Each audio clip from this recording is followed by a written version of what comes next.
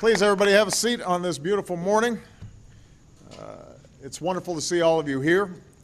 On Thursday, I told Congress that I'll be sending them a bill called the American Jobs Act. Well, here it is.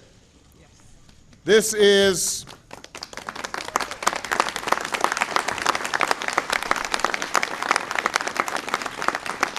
a bill that will put people back to work all across the country. This is the bill that will help our economy in a moment of national crisis.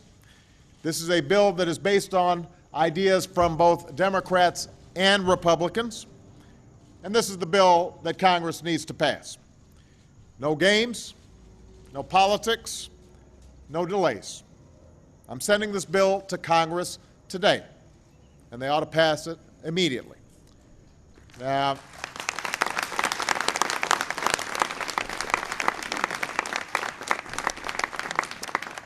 standing with me this morning are men and women who will be helped by the American Jobs Act.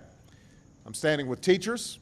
All across America, teachers are being laid off in droves, which is unfair to our kids. It undermines our future, and it is exactly what we shouldn't be doing if we want our kids to be college ready and then prepared for the jobs of the 21st century. We've got to get our teachers back to work.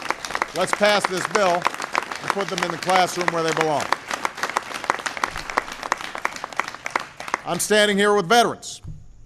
We've got hundreds of thousands of brave, skilled Americans who fought for this country. The last thing they should have to do is to fight for a job when they come home. So let's pass this bill and put the men and women who serve this nation back to work.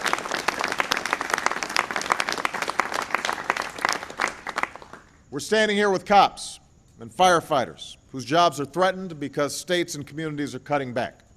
This bill will keep cops on the beat and firefighters on call. So let's pass this bill so that these men and women can continue protecting our neighborhoods like they do every single day.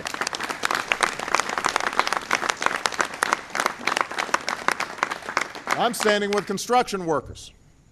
We've got roads that need work all over the country. Our highways are backed up with traffic, our airports are clogged, and there are millions of unemployed construction workers who can rebuild them. So let's pass this bill. So road crews and diggers and pavers and workers, they can all head back to the job site. There's plenty of work to do. This jobs bill will help them do it. Let's put them back to work. Let's pass this bill, Rebuilding America.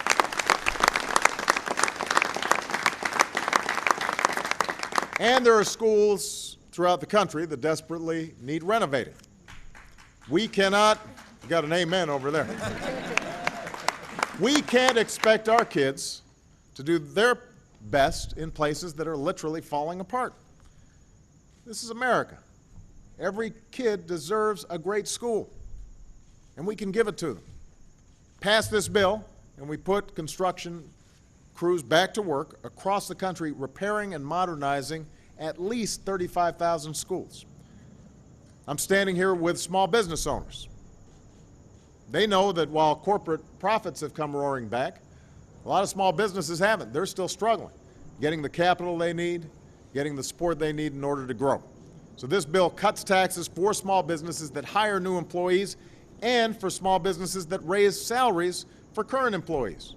It cuts your payroll tax in half, and all businesses can write off investments they make this year and next year. Instead of just talking about America's job creators, let's actually do something for America's jobs creators. We can do that by passing this bill. Now, there are a lot of other ways that this jobs bill, the American Jobs Act, will help this economy. It's got a $4,000 tax credit for companies that hire anybody who's spent more than 6 months looking for a job. We've got to do more for folks who've been hitting the pavement every single day looking for work, but haven't found employment yet. That's why we need to extend unemployment insurance and connect people to temporary work to help upgrade their skills. This bill will help hundreds of thousands of disadvantaged young people find summer jobs next year, jobs that will help set the direction for their entire lives. And the American Jobs Act would prevent taxes from going up for middle-class families. If Congress does not act, just about every family in America will pay more taxes next year. And that would be a self-inflicted wound that our economy just can't afford right now. So let's pass this bill and give the typical working family a $1,500 tax cut instead.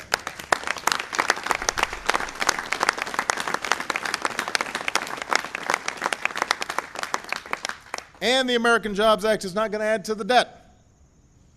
It's fully paid for. I want to repeat that. It is fully paid for. It's not going to add a dime to the deficit. Next week, I'm laying out my plan, not only to pay for this jobs bill, but also to bring down the deficit further. It's a plan that lives by the same rules that families do. We've got to cut out things that we can't afford to do in order to afford the things that we really need. It's a plan that says everybody, including the wealthiest Americans and biggest corporations, have to pay their fair share.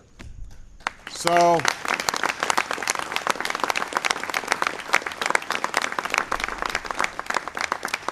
the bottom line is, when it comes to strengthening the economy and balancing our books, we've got to decide what our priorities are. Do we keep tax loopholes for oil companies, or do we put teachers back to work? Should we keep tax breaks for millionaires and billionaires? Or should we invest in education and technology and infrastructure, all the things that are going to help us out-innovate and out-educate and out-build other countries in the future? We know what's right. We know what will help businesses start right here and stay here and hire here. We know that if we take the steps outlined in this jobs plan, that there's no reason why we can't be selling more goods all around the world that are stamped with those three words, Made in America. That's what we need to do to create jobs right now.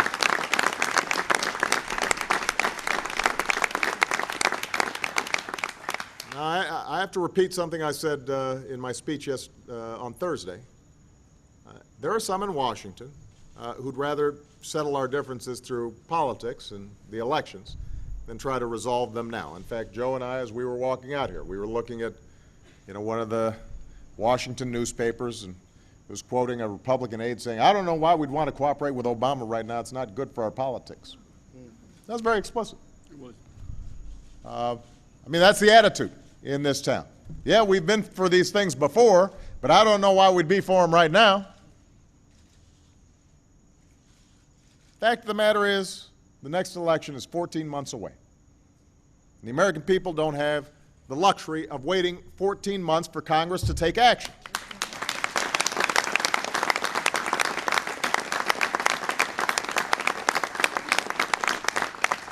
Folks are living week to week, paycheck to paycheck. They need action. And the notion that there are folks who would say, we're not going to try to do what's right for the American people because we don't think it's convenient for our politics, we've been seeing that too much around here. And that's exactly what folks are tired of. And that's okay when things are going well. You play politics. It's not okay at a time of great urgency and need all across the country. These aren't games we're playing out here. Folks are out of work. Businesses are having trouble staying open. You've got a world economy that is full of uncertainty right now. In Europe, in the Middle East. Some events may be beyond our control. But this is something we can control. Whether or not we pass this bill, whether or not we get this done, that's something that we can control. That's in our hands. You hear a lot of folks talking about uncertainty in the economy. This is a bit of uncertainty that we could avoid by going ahead and taking action to make sure that we're helping the American people. So if you agree with me, if you want Congress to take action, then I'm going to need everybody here and everybody watching. You've got to make sure that your voices are heard. Help make the case. There's no reason not to pass this bill. Its ideas are bipartisan. Its ideas are common sense. It will make a difference. That's not just my opinion. Independent economists and validators have said this could add a significant amount to our gross domestic product and could put people back to work all across the country. So the only thing that's stopping it is its politics.